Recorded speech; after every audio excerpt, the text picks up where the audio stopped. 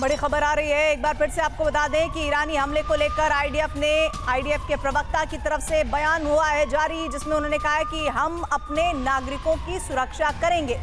IDF Israel defence force की तरफ से कही गई है। और मीटिंग की तस्वीरें, लेटेस्ट तस्वीरें ये बताई जा रही हैं जो सामने आई है, जिसमें ये जानकारी कि बदले के लिए किसी भी हद तक जाएंगे। और इस बात का जिक्र तो रक्षा मंत्री ने भी कर दिया है इजराइल के कि अब ईरान बचेगा या इजराइल बचेगा, और ईरान को अपने इस हमले की कीमत चुकानी ही पड़ेगी। लेकिन नागरिकों की सुरक्षा को लेकर एक क्लियर कट स्टेटमेंट कि हम सुरक्षा करेंगे। उन नागरिकों की सुरक्षा जिसको लेकर सबसे पहले ये खबर आई थी कि इजराइल ने सभी नागरिकों को समय रहते बंकर में भेज दिया था, लेकिन क्या सभी नागरिक बंकर में थे ये कह पाना बहुत मुश्किल है। लेकिन अभी जो तस्वीरें सामने आ रही है, बदले के लिए किसी भी हद तक जाने की बात आईडीएफ की तरफ से की जा रही है। और उसके एवज में जो हमले हो रहे हैं या जो हमले हो चुके हैं, जिसका जिक्र मनीष कह रहे थे कि 2 से ढाई घंटे 400 मिसाइलों के अटैक को उस पूरे ड्यूरेशन में 2.5 घंटे का वक्त लगता है। लगभग वो सारी ईरान से मिसाइलें जो दागी गई थी वो इजराइल में या तो तबाही मचा चुकी है या फिर इजराइल के एयर डिफेंस ने उन्हें नाकाम किया है। अब ये प्रतिशत समझना होगा कि कितनी मिसाइलों ने नुकसान पहुंचाया, कितने उनके डिफेंस सिस्टम इसे नेस्त नाबूद करने में कामयाब हुए हैं। लेकिन अभी जो तस्वीरें आ रही हैं आईडीएफ की तरफ से, जो मीटिंग की तस्वीरें हमने आपको दिखाई, उसमें ये साफ मैसेज है कि इजराइल इस युद्ध को लेकर बहुत अग्रेसिव होने जा रहा है, क्योंकि इस अग्रेशन के अलावा उसके पास अब कोई विकल्प नहीं है। क्योंकि ये वही इजराइल है जिसने कभी भी युद्ध नीति जिसे कहा जाता है उसे नहीं अपनाया। उसने हर बार अपने आप को ये साबित करने की कोशिश की कि उसे हमला करने के लिए मजबूर होना पड़ा। लेकिन जब ईरान की तरफ से हमला होता है, मिसाइल अटैक होता है, तो इजराइल ये कहता है कि ये ईरान का हमला इस्लाम के खिलाफ है, यहूदियों के खिलाफ है, ईसाइयों के खिलाफ है। लेकिन क्या अंतर्राष्ट्रीय मंच पर वो देश जो इस पूरे युद्ध में तटस्थ की भूमिका निभा रहे हैं या फिर प्रो ईरान है, वो इस पूरे युद्ध को किस तरह से देखेंगे? बड़ी खबर आ रही है, आईआरजीसी की तरफ से एक स्टेटमेंट सामने आया है। खमेनेई की सुरक्षा को लेकर जो डिटेल्स आ रही थी उसमें मेरे ख्याल से एक और अपडेट है। इजराइल पर हमले के बाद आईआरजीसी का बयान, जिसमें हमने हानिया और नसरल्लाह का बदला लिया है। देखिए, ये सीधे तौर पर आईआरजीसी का स्टेटमेंट बताता है कि हम इस हमले को लेकर, अभी थोड़ी देर पहले मैं बता रही थी कि लेबनान में जश्न मनाया जा रहा है, मिठाइयां बांटी जा रही हैं, ईरान हर पलटवार के लिए तैयार है। आईआरजीसी की तरफ से ये स्टेटमेंट सामने आया है। लेकिन इस वक्त हमारे साथ आलोक सहाय जी जुड़े हुए हैं। आलोक सहाय सर, मैं इस वक्त ये समझना चाहती हूँ कि इस हमले की इंतहा अभी कितनी और देखनी होगी, ना सिर्फ इजराइल को, ना सिर्फ ईरान को, ना सिर्फ यमन को, लेबनान को, ना सिर्फ इराक को, बल्कि पूरी दुनिया को। ऐसा लग रहा है कि अब हाल फिलहाल में तो ये युद्ध थमने वाला नहीं है। जी, युद्ध तो अब लंबा होगा, मुझे भी ऐसा ही लग रहा है। आपने बिल्कुल सही कहा। और मुझे तो एक चीज देखनी है कि अभी जब इजराइल का अटैक होगा तो वो निश्चित रूप से फाइटर्स एंड एरियल अटैक होगा, क्योंकि उसी में वो सबसे ज्यादा सक्षम है। और वो जो अटैक होगा वो किस रास्ते से होगा, क्योंकि उसमें काफी अड़चने हैं। उनका जो रूट है करीब वो 1500 से 1800 किलोमीटर का जो रूट है, वो किधर से जाएंगे? 3 रास्ते हैं उनके पास। या तो वो उत्तर से तुर्की और सीरिया के बॉर्डर के पास से होके जाएंगे, जहां अगर उस रास्ते को चुना जाता है तो वहां पर भी सीरिया की जो एयर डिफेंस और जो डिफरेंट वहां पर ये है, उसको अमेरिका को थोड़ा न्यूट्रलाइज करना पड़ेगा। दूसरा एक रास्ता है जो मध्य से, वो बिल्कुल बीच से है, वो है जॉर्डन और इराक को होके क्रॉस करता है। वो भी पूरी तरह सेफ नहीं होगा।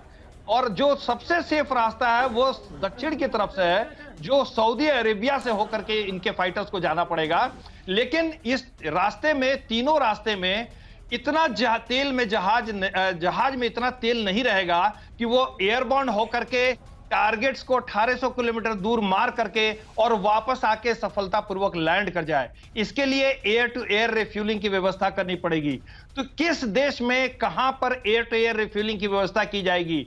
और इस व्यवस्था को करने के चक्कर में सऊदी अरेबिया को भी इस पचड़े में पड़ना पड़ेगा, और हो सकता है उसको भी अमेरिका और इजराइल उससे भी मदद लें। तो इस टोटल कॉन्फ्लिक्ट में हो सकता है सऊदी अरेबिया और दूसरे देश भी आएंगे।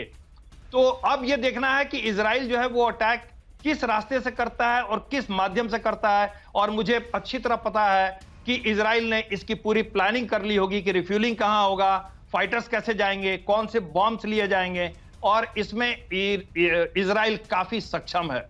जी हाँ सर, एक बार फिर से मैं इन तस्वीरों को दिखाना चाहती हूँ। ये तस्वीरें इजराइल की मिसाइलें, ईरान की मिसाइलें किस तरह से टक्कर कर रही हैं। वो एयर डिफेंस सिस्टम जिसके बिना पर इजराइल ये कह रहा है कि हमने मिसाइलों को नष्ट किया है। खबर है इजराइल पर हमले के बाद लेबनान में जश्न मनाया जा रहा है। लेबनान वो मुल्क जहाँ पर नसरल्लाह को लेकर उसके समर्थन में बहुत सारे जनाज़ों को लेकर उसके समर्थन में रैलियां निकली, सभाएं निकली, लोगों के कई वीडियो सामने आए जो नसरल्लाह की मौत को लेकर बहुत ज़्यादा इजराइल के खिलाफ थे। उस लेबनान में इस वक्त जश्न मनाया जा रहा है जब ईरान ने 400 से ज़्यादा बैलिस्टिक मिसाइलों से अटैक किया है। लेकिन किसी भी देश में अगर नुकसान हो रहा है, कोई भी मुल्क कर रहा है, उसमें जश्न की बात करना, उसमें मिठाइयाँ बांटना, एक दूसरे को इस हमले की खुशी जताना, ये बताता है कि युद्ध में किस तरह से अब लोग नुकसान नहीं, लोगों के जाने की बात को नहीं जिक्र कर रहे हैं, बल्कि वो बदला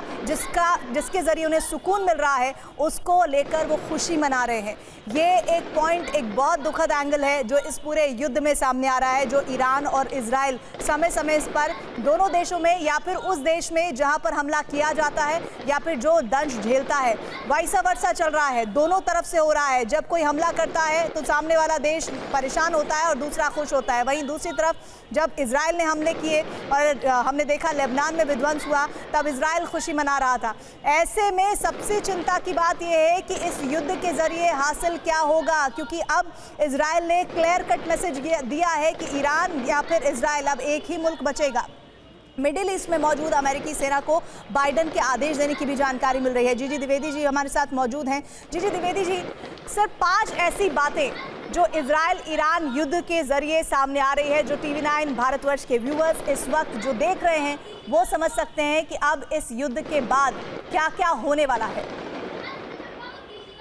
सबसे पहले तो ये युद्ध का जो दायरा है इसमें और भी फैलाव आएगा, यानी कि ये युद्ध सिर्फ इजराइल और ईरान के बीच में नहीं होगा, इनके जो एलाइज हैं और जो इनके पार्टनर्स हैं वो भी आएंगे। इजराइल की तरफ से अमेरिका का आना वाजिब है और ईरान की तरफ से रशिया और चीन से पूरी इनको सहायता मिलेगी। ये पहला पॉइंट। दूसरा पॉइंट है कि कैसे हमला होगा। ये ज़्यादा लड़ाई जो है वो हवाई लड़ाई होगी मिसाइलों के साथ या एयर पावर के साथ। बट इजराइल और भी एक टैक्टिक्स अपनाएगा, वो जैसे आपने बोला धार्मिक भाव जो हैं उसको एक उजागर करेगा, वो कोशिश करेगा कि ये एक धार्मिक युद्ध में बदल जाए। तीसरी बात है वो लेबनान पर और प्रेशर डालेगा, क्योंकि लेबनान का बॉर्डर इजराइल के साथ लगता है और पहले भी वो 3 बार लेबनान पर अटैक कर चुका है, तो लेबनान पर दबाव बनाएगा। क्योंकि अभी ईरान जब युद्ध में आया है सामने, तो वो 2 कारण थे। एक तो हानिया को उन्होंने मार गिराया था ईरान के अंदर, और दूसरा नसरुल्लाह को अभी उन्होंने पिछले 2 दिन पहले ही उसको भी उन्होंने मौत के घाट उतार दिया।